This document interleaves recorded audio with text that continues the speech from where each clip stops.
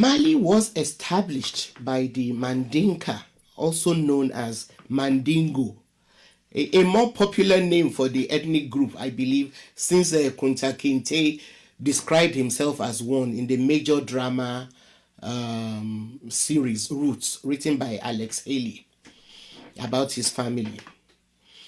Now, we should not be surprised by Alex Haley's success as a storyteller, since he traced his ancestry to his ethnic group, which is famous for producing some of the most enduring epics through jellies, known in the French language as griots, and the practice of the jelia.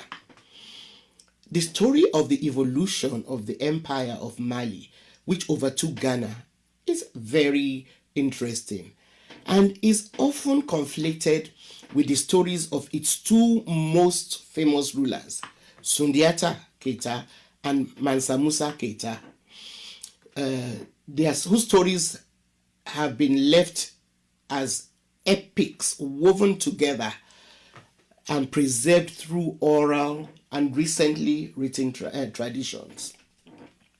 According to his own epic, Sundiata Keita's father was a handsome ruler of the Mandinka who married an equally beautiful wife who bore him a son, Dankaran Tumani Keita.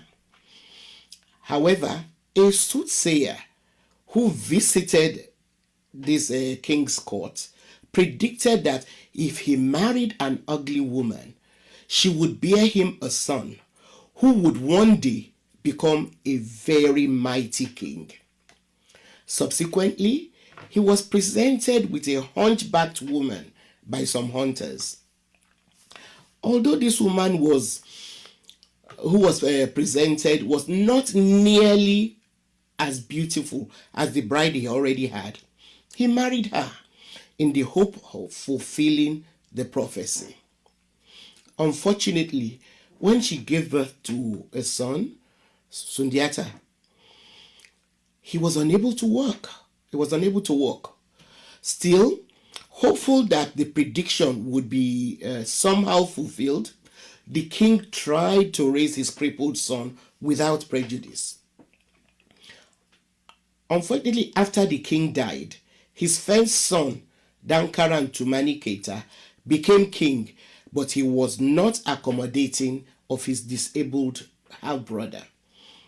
As such, Sundiata, his mother, and his two sisters were either banished or chose to leave the kingdom, depending on who was telling the story. So there are two versions. Some oral versions said that they were banished. Others said that they chose to leave the kingdom for their safety.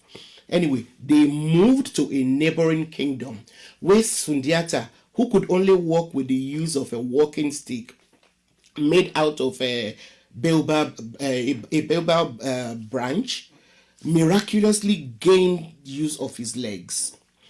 He then trained with the best warrior of that kingdom till he became such a formidable fighter.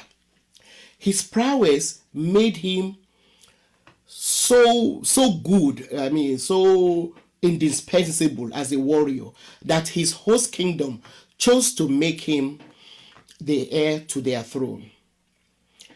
However, in fulfillment of his destiny, the burgeoning Mali, Mali had started growing, but into a kingdom, sent for him after his half brother, Donarang Tumani Keita, took flight when the Mandinka were attacked and overcome by a marauding group which had already captured some kingdoms from the Ghana Empire.